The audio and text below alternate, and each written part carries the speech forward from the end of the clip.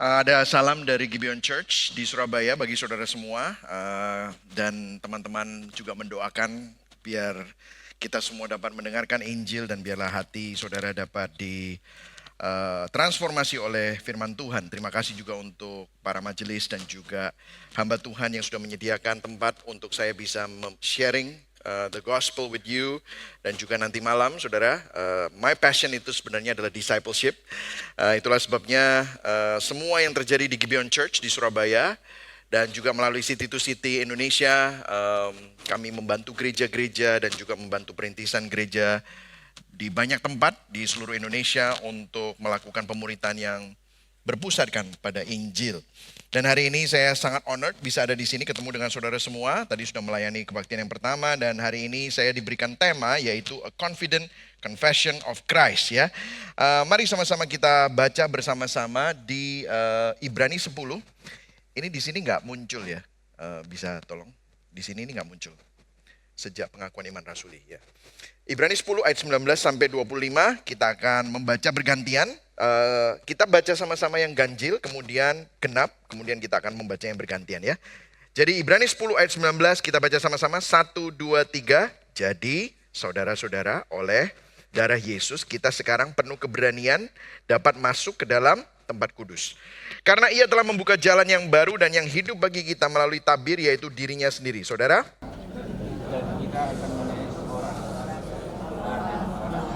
Karena itu marilah kita menghadap Allah dengan hati yang tulus ikhlas dan keyakinan iman yang teguh. Oleh karena hati kita telah dibersihkan dari hati nurani yang jahat dan tubuh kita telah dibasuh dengan air yang murni. Ayat 23. Marilah kita teguh berpegang pada pengakuan tentang pengharapan kita, sebab Dia yang menjanjikannya setia. Dan marilah kita memperhatikan supaya kita saling mendorong dalam kasih dan dalam pekerjaan baik. Janganlah kita menjauhkan diri dari pertemuan-pertemuan ibadah kita, seperti dibiasakan oleh beberapa orang. Tetapi marilah kita saling menasihati dan semakin giat melakukannya menjelang hari Tuhan yang mendekat.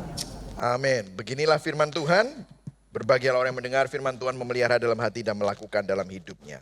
Nah saudara, saya ingin memulai dengan sebuah statement seperti ini. Semua orang punya confession. Katakan sama-sama confession. Confession. Confession itu adalah pengakuan yang sebenarnya bukan hanya di mulut, tetapi di dalam hati.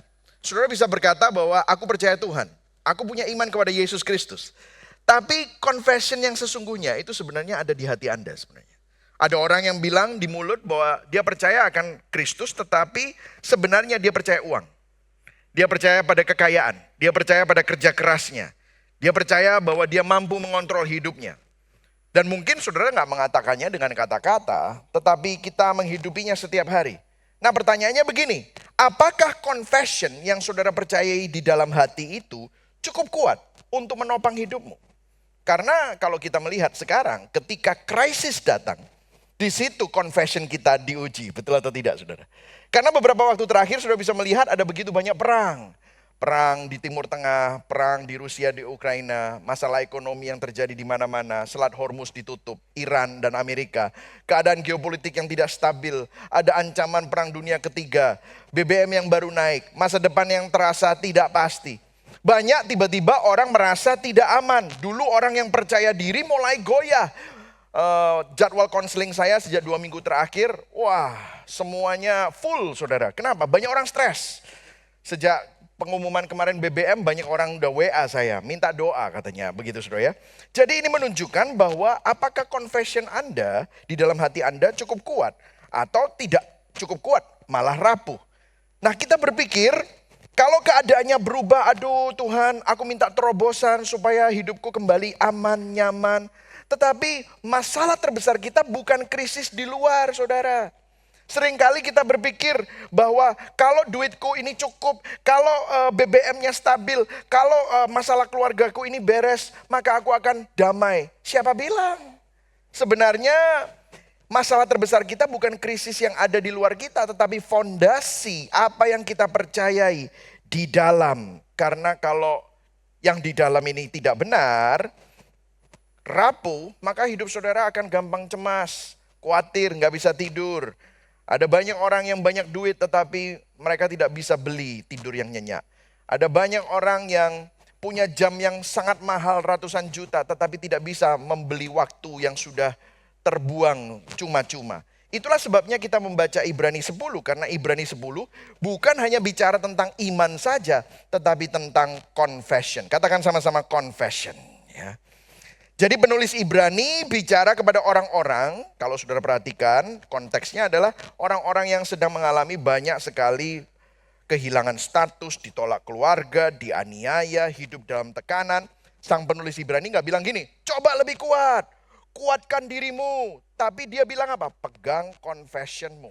Ini bukan hanya perasaan, ini bukan hanya opini, ini bukan hanya motivasi biasa, tetapi ada sebuah keyakinan akan pengakuan mereka. Confident confession of Christ. Keyakinan akan Kristus. Karena begini, confession yang benar akan menghasilkan hidup yang benar. Confession yang kuat, yang stabil, yang tidak bisa tergoyahkan, hidupmu juga tidak akan tergoyahkan. Nah, kita akan menyelidiki perikop kita hari ini. Ada 3 kata marilah kita di teks kita.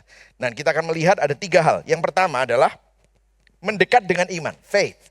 Yang kedua adalah teguh dalam pengharapan, hope. Dan yang ketiga adalah mengasihi dalam komunitas, yaitu love. Dan kita akan masuk yang pertama, mendekat dengan iman. Yang siap belajar katakan yes. Oke. Nah, ayat 19 tadi kita baca bersama-sama dimulai dengan sebuah kata yaitu jadi. Artinya begini, ada sebab dan akibat. Jadi perikop kita, penulis Ibrani sedang mengatakan gini, karena ada sesuatu yang sudah terjadi, maka sesuatu juga menjadi akibatnya. Dengan kata lain, dia sedang menghubungkan apa yang baru saja dia jelaskan sebelumnya dengan implikasi bagi hidup kita saat ini. Jadi apa itu yang sudah terjadi? Karya Kristus. Karya Kristus sudah melakukan penebusan yang sempurna. Maka sekarang kita bisa memiliki keberanian untuk mendekat. Nah, itu nanti saya jelaskan. Jadi saya ingin menjelaskan begini, ini harus saya highlight kenapa? Karena ini adalah pola Injil. Kekristenan bukan dimulai dari kita. Kekristenan bukan berkata begini, mari kita hidup kudus supaya Tuhan menerima kita. Tidak. Tetapi Kristus sudah menghampiri saudara. Karena begitu besar kasih Allah akan dunia ini, sehingga dia mengaruniakan anaknya yang tunggal. Supaya kita semua yang binasa tidak bisa menyelamatkan diri, dapat memperoleh hidup yang kekal. Yang setuju katakan amin. Inilah pola Injil.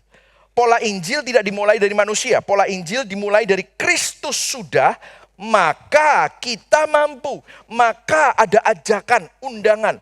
Maka kita merespon. Dan selanjutnya apa yang terjadi? Jadi penuh keberanian kita dapat masuk ke dalam hadirat Allah. Ini sesuatu yang sangat radikal bagi orang Yahudi. Karena kitab Ibrani ini ditulis untuk orang Yahudi. Tiba-tiba kitab Ibrani berkata, karena Kristus ada akses yang terbuka kepada Allah. Bagi orang Yahudi ini sangat radikal, kenapa? Karena dulu mereka selalu datang ibadah takut, saudara. Takut siapa yang dihukum, siapa yang akan mati kalau kedatangan tidak layak, siapa yang akan kena kutuk kalau misalnya tidak kudus. Makanya mereka selalu datang kepada Tuhan dengan sebuah rasa ketakutan. Coba bayangkan ribuan tahun mereka diajarkan untuk tidak pernah masuk ke tempat kudus. Yang boleh masuk ke tempat kudus itu hanya imam besar, saudara. Dan tiap kali imam besar kalau mau masuk, itu cuma hanya diizinkan 1 tahun sekali. Masuknya kemana? Ruang maha kudus. Jadi bukan hanya ruang kudus, tapi ada ruang maha kudus. Dan imam besar keturunan Harun saja yang bisa masuk ke sana. Dan tiap kali kalau mau masuk ke sana itu selalu penuh dengan ketakutan. Bahkan jubahnya aja ada lonceng kecil-kecilnya untuk kalau bahasa Jawa nih ya, Surabaya nih itu ya. Kalau saya Surabaya ya, jagani nek wonge mate itu loh. Itu ada sing narik itu, pakai kaki. Ada talinya dan ada kelinting-kelintingnya. Kalau masih bunyi kelinting itu berarti masih hidup. Betapa menakutkannya seluruh umat menunggu imam besar itu masuk ke ruang maha kudus. Dan tiap kali kalau dia masuk itu penuh dengan takut dan gentar, dia harus menyiapkan diri. Jadi seluruh sistem perjanjian lama dirancang dengan sebuah kekaguman, gentar, rasa takut. Tetapi tiba-tiba si penulis Ibrani berkata, kamu bisa masuk dengan sebuah keberanian. Wah, ini sangat radikal. Ada sebuah kebebasan. Kamu tidak perlu protokol-protokol itu lagi. Kamu tiba-tiba punya akses masuk. Nah bayangkan saudara. Kalau saudara selama ini ribuan tahun datang kepada Tuhan dengan rasa takut. Tapi sekarang dikasih kamu itu anak. Kamu bisa masuk ketemu sama Bapa. Saudara kalau saudara punya anak kecil yang saudara sayang. Apakah anak kecil itu datang kepada saudara? Misalnya saya dulu punya anak, bukan dulu ya sampai sekarang yang punya anak saudara ya. Saya punya anak 3 ya, Jonathan, Jedediah, and Jane, semuanya pakai J ya. Anak saya yang pertama umur 23, anak yang kedua 18, yang terakhir 13 ya. Tidak pernah itu datang saya masuk ke rumah terus mereka mau minta sesuatu. Sri Baginda Michael Christian, bolehkah saya meminta sesuatu? Tidak pernah anak saya seperti itu. Dia kalau datang langsung peluk saya, Dad aku boleh nggak kita sama-sama beli es krim? Dengan keberanian, dia tidak harus mikir, apakah aku harus muji papaku dulu?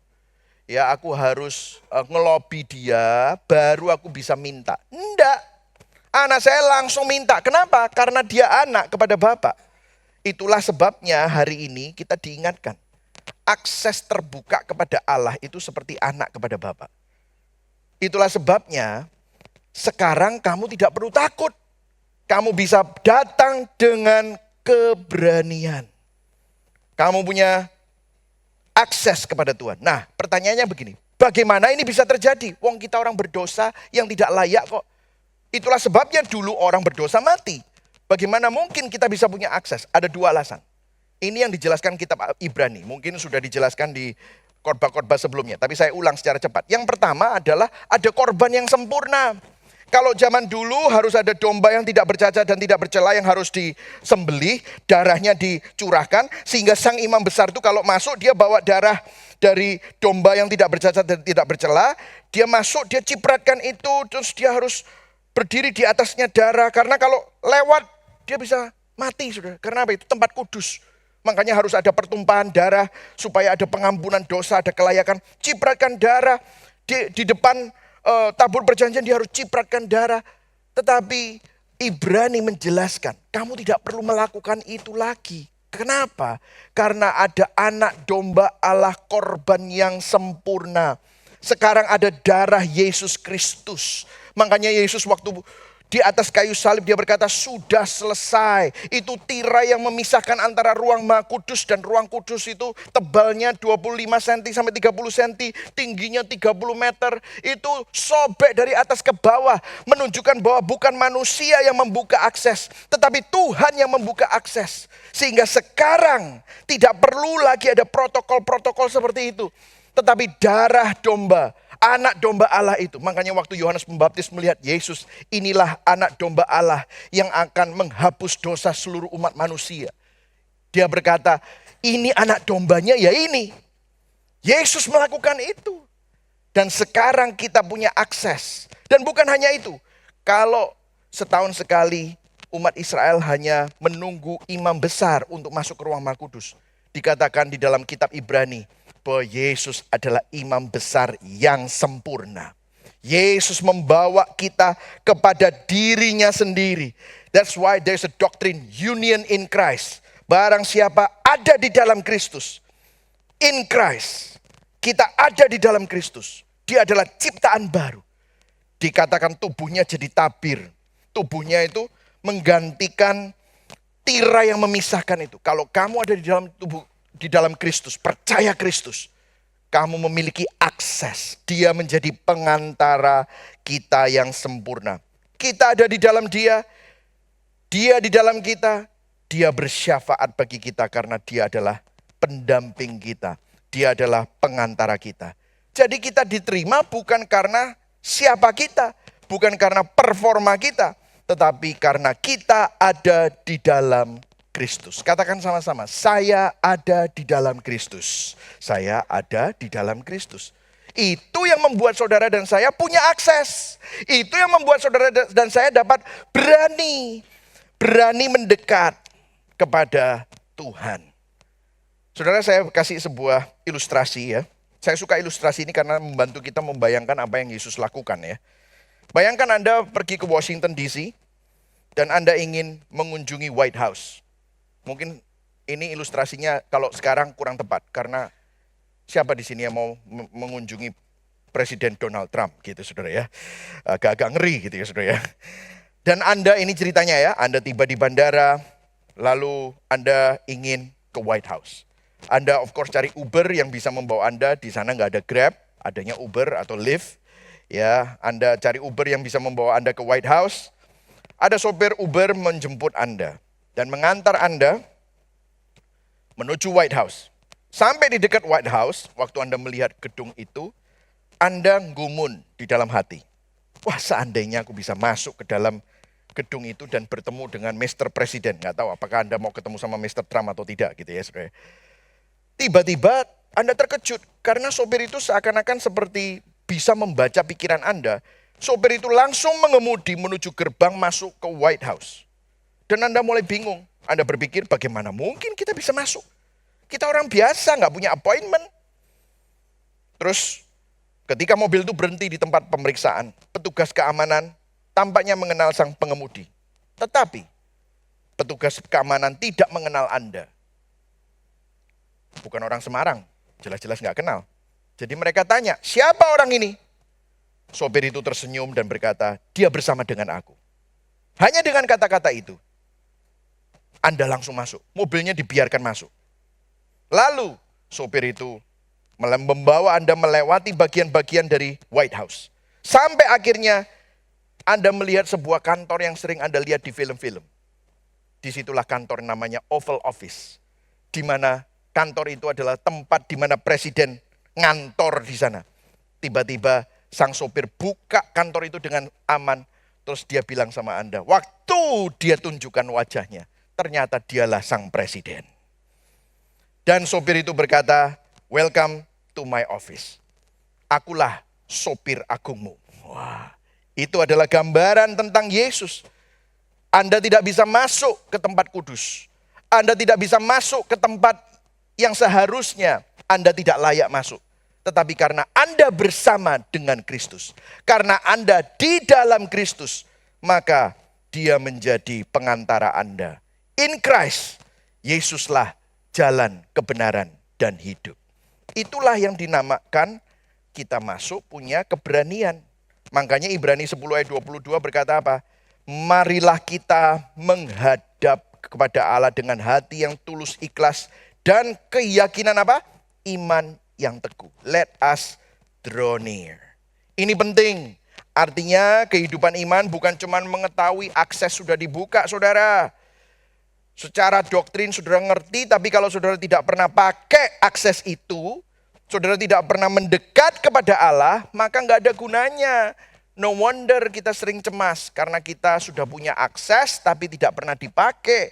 Kita pakai kekuatan kita sendiri. Kita perlu datang kepada Tuhan. Kita tidak perlu membuat janji terlebih dahulu. Tidak pernah ada waktu yang salah untuk datang kepada Tuhan. Kita memiliki jaminan bahwa Allah tidak pernah menolak kita. Karena ketika kita datang kepadanya, kita datang di dalam Kristus. Yang setuju katakan amin. Jadi hari ini datanglah kepada Tuhan. Kalau hari ini Anda pusing tentang BBM, Anda yang kerja hubungannya dengan BBM, saudara pusing, saudara ngeri, datanglah kepada Tuhan. Tuhan nanti tolong saudara, kasih hikmat, kasih kekuatan. Karena saudara memiliki Tuhan yang menyediakan, Tuhan yang mendampingi, Tuhan yang memberikan hikmat. Nah mungkin saya berkata begini, Anda bilang amin. Disinilah kalau saudara mendekat kepada Tuhan, bukan dengan kekuatan kita. Marilah kita mendekat, objek dasar iman itu mendekatnya, itu bukan kekuatan iman kita. Tetapi karya Kristus. Mengapa kita bisa datang dengan keyakinan? Karena kita tidak mendekat berdasarkan kebaikan kita, pekerjaan kita, pelayanan kita. Tetapi berdasarkan pekerjaan Yesus yang sudah sempurna. Darah Yesus membersihkan hati nurani kita, Roh Kudus membasuh kita dan memperbarui hidup kita. Jadi waktu kita datang kepada Allah, kita nggak bilang gini, Tuhan terimalah aku karena aku cukup baik hari ini. Enggak. terimalah aku sudah doa, baca Alkitab loh ya, tolong aku. Bukan, kita bisa datang kepada Tuhan, Tuhan terimalah aku, dengarkan doaku karena aku tahu Kristus cukup bagiku. Karena aku tahu Kristus ada di pihakku. Itulah kehidupan iman. Kehidupan iman bukan percaya pada iman itu sendiri. Tetapi kehidupan iman adalah percaya bahwa Kristus yang menjadi dasar iman kita. Jadi saudara tidak perlu takut, saudara tidak perlu ragu-ragu. Karena saudara mendasarkan imanmu pada performanya Kristus. Nah mungkin saudara bilang, amin. Saya tahu saya mau datang kepada Tuhan untuk cari pertolongan. Ya, amin, saya boleh aminkan itu. Tapi gini, pertanyaan yang penting sebelum saya move kepada poin yang kedua. Saya tahu banyak yang berpikir kalau aku datang kepada Tuhan, aku pasti ditolong. Pertanyaan yang penting begini, mengapa kita mendekat kepada Allah? Banyak orang mendekat kepada Tuhan, bukan untuk Tuhan. Hanya untuk dapat pertolongan. Mengapa kita mendekat kepada Allah? Apa tujuan kita mendekat? Banyak orang mendekat kepada Tuhan karena mereka menginginkan sesuatu dari Tuhan. Jadi yang mereka inginkan bukanlah Tuhan, tetapi apa yang Tuhan bisa berikan kepada mereka. Kalau kita mendekat kepada Tuhan hanya untuk mendapatkan sesuatu dari Tuhan, sebenarnya kita bukan cinta Tuhan, tetapi kita menggunakan Tuhan untuk apa yang menjadi agenda saya. Tim Keller pernah berkata begini, apakah kamu memandang Tuhan berguna atau kamu memandang Tuhan indah? Kalau saudara cuma memandang Tuhan berguna, sebenarnya Tuhanmu bukan Tuhan. Tetapi Tuhanmu adalah apa yang sedang kamu minta itu. Kalau saudara minta terobosan keuangan, saudara minta kesembuhan, tidak ada yang salah. Tetapi kalau saudara datang kepada Tuhan hanya untuk dapat itu, sebenarnya uangmu itu Tuhan. Sebenarnya uangmu itu adalah kesehatanmu dan vitalitasmu. Di titik itu kita tidak lagi menyembah Allah, kita sedang menggunakan Allah. Jadi hari ini marilah sama-sama kita datang dengan jujur. Waktu kita mau mendekat kepada Allah, pengetahuan bahwa kita memiliki akses kepada Tuhan dengan keberanian. Apakah kita sungguh-sungguh cari Tuhan? Atau kita sebenarnya hanya menginginkan apa yang bisa Allah berikan? Kalau itu adalah hati kita, mari sama-sama kita bertobat. Saya suka sekali beberapa tahun yang lalu seorang bertanya kepada John Piper, apa buku terpenting yang pernah dia tulis? Piper menjawab tanpa ragu-ragu, dia berkata, God is the gospel, Allah adalah Injil. Itu adalah buku yang terpenting. Dia berkata bahwa Injil Yesus Kristus bukan terutama apa yang kita dapatkan dari Tuhan. Tetapi Injil adalah bagaimana kita mendapatkan Tuhan itu sendiri. Memang di dalam Injil ada pengampunan dosa. Memang di dalam Injil ada kita diadopsi menjadi keluarga Allah. Kita jadi anak-anak Allah. Puji Tuhan. Tetapi itu semua adalah sarana untuk mendapatkan Allah sendiri. Semua pemberian Tuhan, semua berkat Tuhan pada akhirnya itu memungkinkan kita untuk mendapatkan Allah sendiri. Dia berkata, Allah adalah kabar baik dari Injil. Allah adalah harta terbesar dari Injil. Allah tidak membutuhkan kita, tetapi Dia memberikan kita akses penuh untuk mendekat kepadanya melalui Kristus. Sehingga Dia dapat memuaskan kita sepenuhnya dan selamanya dengan memberikan dirinya kepada kita. Allah adalah anugerah terbesar dari Injil. Jadi, poin yang pertama, orang-orang yang memiliki keyakinan akan Kristus mendekat kepada Allah dengan iman, dengan keberanian. Bukan hanya untuk dapat berkat, bukan hanya untuk dapat pertolongan, tetapi untuk mendapatkan Allah sendiri. Karena bumi bisa berlalu, semuanya bisa berhenti. Tetapi kalau saudara punya harta karun yang terbesar yaitu Kristus, maka hidupmu pasti akan tetap stabil, tidak akan tergoyahkan. Amin, saudara. Nah, kita masuk dalam yang kedua, teguh dalam pengharapan. Nah, dikatakan, marilah kita teguh berpegang. Jadi maksudnya, penulis Ibrani berkata, pegang terus Injil. Jangan lepaskan Kristus. Jangan kompromi. Tetap pegang itu apapun yang terjadi. Nah mungkin saudara pikir, amin. Tetapi kalau kita lihat konteksnya, itu berat sekali untuk orang-orang Yahudi saat itu. Karena kitab Ibrani ditulis kepada orang-orang Kristen Yahudi yang sedang berjuang tetap setia kepada Yesus. Orang-orang ini mengalami tekanan. Orang-orang ini mengalami pergumulan hidup yang besar. Karena komunitas lama mereka, orang-orang Yahudi, mereka jadi Kristen kan? Tidak menerima mereka. Mereka juga tidak diterima oleh orang Romawi karena mereka menolak untuk menyembah kaisar. Jadi mereka itu mengalami tekanan dari kanan, kiri, depan, belakang, keluarga. Dan di tengah situasi itu mereka menemukan satu realitas. Mengikut Yesus itu mahal, gak mudah. Ini juga realitas kita hari ini kan? Kita hidup di dalam budaya yang semakin memusuhi kekristenan. Ibadah di mana-mana semakin susah. Bukan cuma hanya di Indonesia, di mana-mana saudara. Saya punya teman-teman yang ada di Eropa yang berkata untuk punya iman Kristen di Eropa saat ini semakin susah. Saya punya teman-teman banyak yang ada di Amerika yang teman-teman saya sudah 22 tahun ya tinggal di Amerika pada waktu sebelum saya pulang. Saya ketemu dengan banyak orang bagaimana agenda LGBT, bagaimana mereka juga menghadapi banyak sekali persecution di universitas-universitas yang liberal, bagaimana teman-teman diajak kompromi terus-menerus untuk dalam praktek-praktek bisnis yang tidak sesuai dengan nilai-nilai firman. Bukankah kita mengalami itu semua? Kita hidup di tengah budaya yang susah untuk dapat hidup lurus. Dari mana kekuatannya? Karena makin mengikut Yesus semakin mahal. Ibrani berkata, pegang teguh, jangan kompromi. Nah, pertanyaannya bagaimana kita melakukan ini?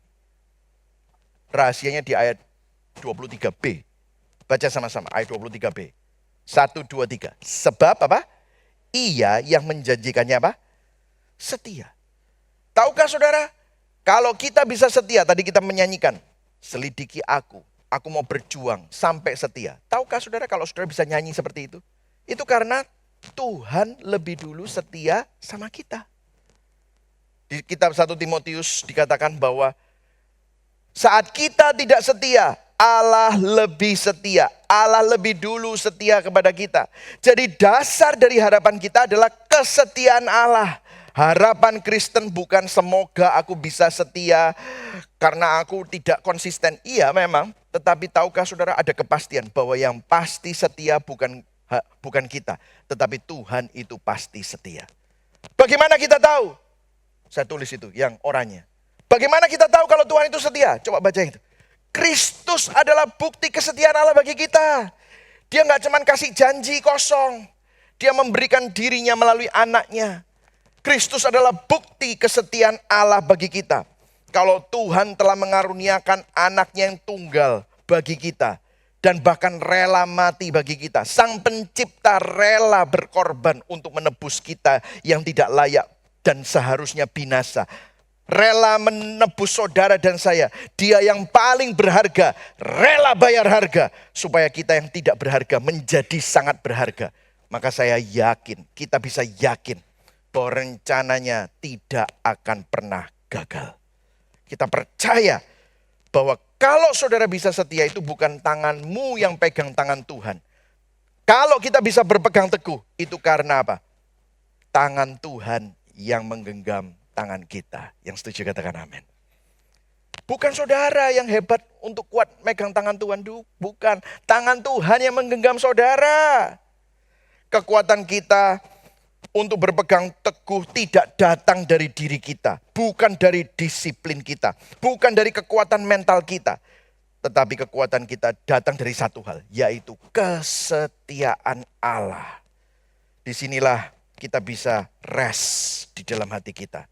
Kita perlu meluruskan satu hal penting tentang kata harapan. Dalam dunia, harapan itu berarti sesuatu yang kita inginkan tapi belum tentu terjadi. Tetapi dalam Alkitab, harapan itu berarti apa? Sesuatu yang pasti akan terjadi. Mengapa? Karena harapan kita tidak bergantung pada situasi. Harapan kita tidak bergantung pada kondisi dunia. Harapan kita punya dasar, yaitu Allah yang setia. Kalau dia sudah menebus kita dan dia berjanji, aku akan datang kembali dan memulihkan segala sesuatu. Pasti dia tidak akan gagal. Jadi, orang-orang yang memiliki keyakinan confession, katakan sama-sama confession. Confession ya, teguh dalam pengharapan mereka karena mereka tahu satu hal bahwa Allah setia. Jadi apapun yang terjadi, apapun yang sedang Anda hadapi hari ini, apapun tekanan yang Anda rasakan, apapun godaan untuk kompromi yang ada di depan Anda, ingatlah, pegang Kristus. Tapi ingat satu lagi, sebenarnya kalau kamu bisa pegang Kristus, bukan kamu yang pegang Kristus, tetapi Kristus yang pegang tanganmu. Sehingga Tuhan akan menolong Anda dan dia tidak akan pernah melepaskan Anda. Yang terakhir, mengasihi dalam komunitas. Kalau pendeta sudah ngomong yang terakhir, biasanya orang-orang sudah senang. Tapi ini masih panjang. Enggak lah ya saudara ya. Enggak.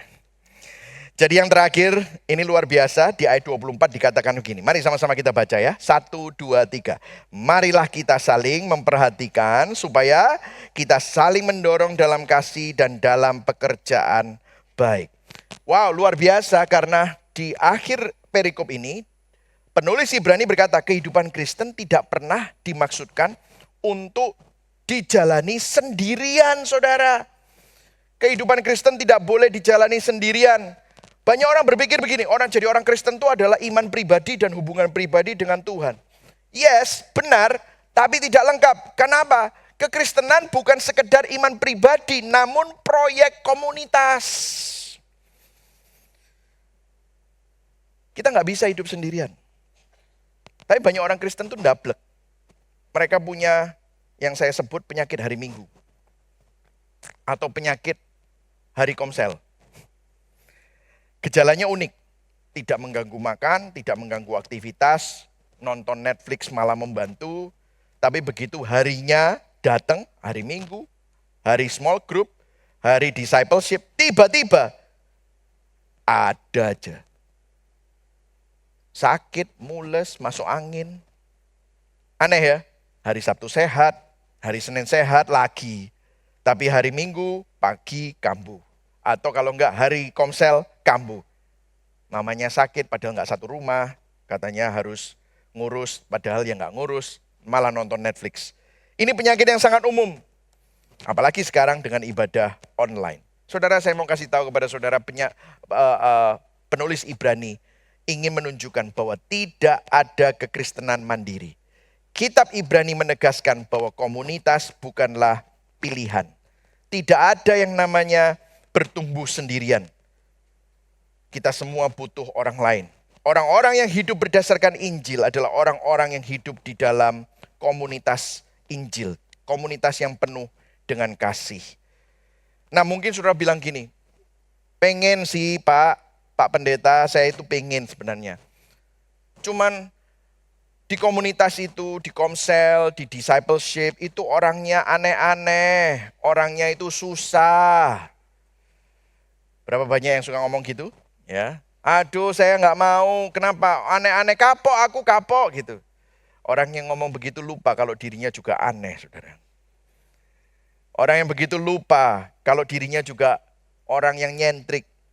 Orang yang juga berdosa. Masalahnya memang begini, komunitas Injil bukan komunitas yang rapi dan nyaman. Kalau ada komunitas yang seperti itu, begitu Anda masuk, langsung bubar. Karena Anda yang gak rapi, betul saudara? Komunitas Injil adalah komunitas orang berdosa. Yang masih punya pergumulan dengan dosa mereka. Itulah sebabnya Anda butuh satu sama lain untuk memprosesnya. Itu menjadi bengkel kasih karunia. Wah itu coba saudara. Katakan sama-sama apa? Bengkel kasih karunia. Jadi kasih karunia itu ingin mengubah saudara. Kecenderungan egois, kecenderungan keras, kecenderungan menghakimi, kecenderungan suka marah, kecenderungan susah sabar.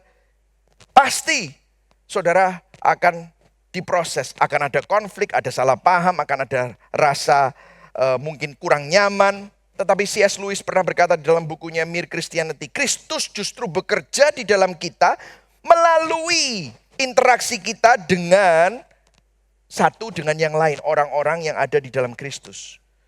Kita adalah pembawa Kristus bagi satu, bagi yang lain. Nah tadi disebutkan di dalam ayat 24 ada 4 ciri. Cepat ya, saya nggak akan eksposisi satu-satu. Tetapi yang pertama adalah saling memperhatikan. Memperhatikan artinya gini, kita berhenti berpikir tentang diri sendiri terus. Tetapi kita mulai belajar untuk berpikir tentang orang lain. Yang kedua adalah mendorong. Saudara tahu gak arti kata mendorong itu, bahkan arti aslinya itu mengiritasi. Coba bayangkan saudara.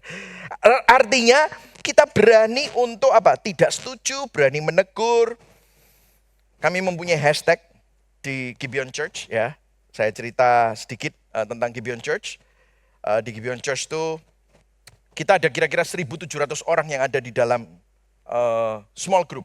Jadi ada lebih dari 110 small group di seluruh kota Surabaya ya saudara ya. Dan kita mempunyai hashtag karena 80% dari jemaat kami millennial and younger. Jadi banyak milenial yang muda-muda dan Gen Z ya. Jadi anak muda banyak gitu ya.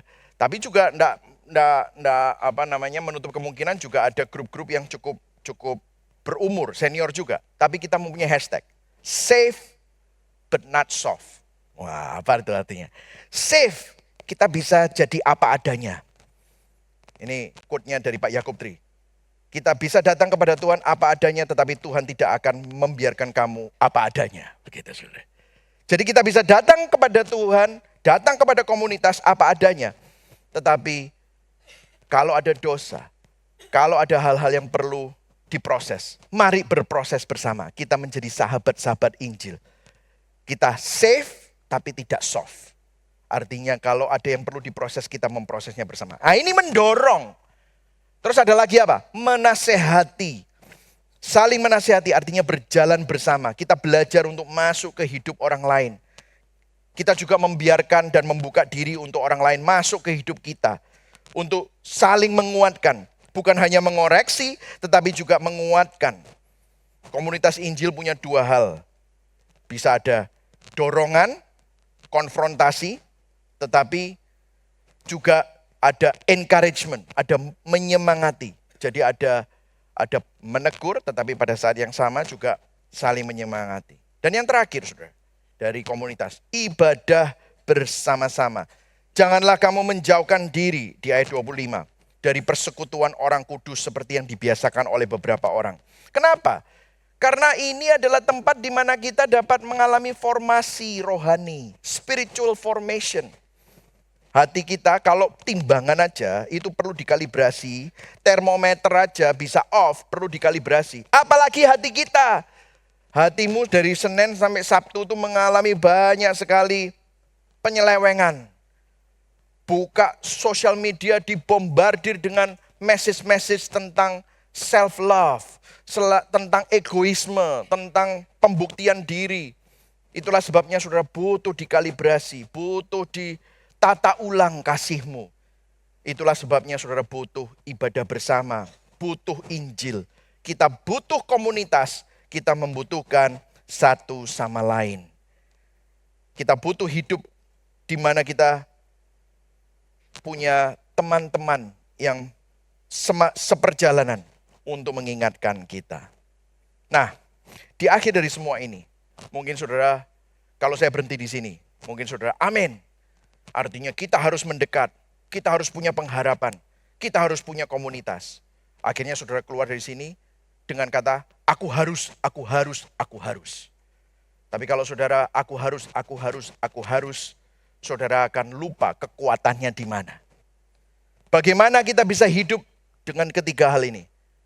Kuncinya satu. Injil adalah kekuatan dari confident confession itu tadi. Injillah yang bisa memampukan kita. Bukan pada kekuatan mentalmu bilang, I will do it. No. Bukan pada kemampuan kita untuk disiplin. Bukan. Tetapi kita perlu kembali ke Injil. Saudara, inilah confession kita. Bahwa kita tidak mungkin mendekat tanpa Kristus yang lebih dulu mendekat. Kita nggak mungkin punya pengharapan kalau bukan Tuhan yang melihat saudara dan memberikan pengharapan itu. Kita seharusnya binasa, tetapi Allah yang berinkarnasi untuk mendekati saudara. Disitulah sebabnya kita sadar bahwa Allah bukan cuma hanya duduk di atas tahta dan nyuruh-nyuruh kita. Tetapi di Filipi 2 dikatakan bahwa dia tidak menganggap kesetaraannya dengan Allah sebagai milik yang harus dipertahankan.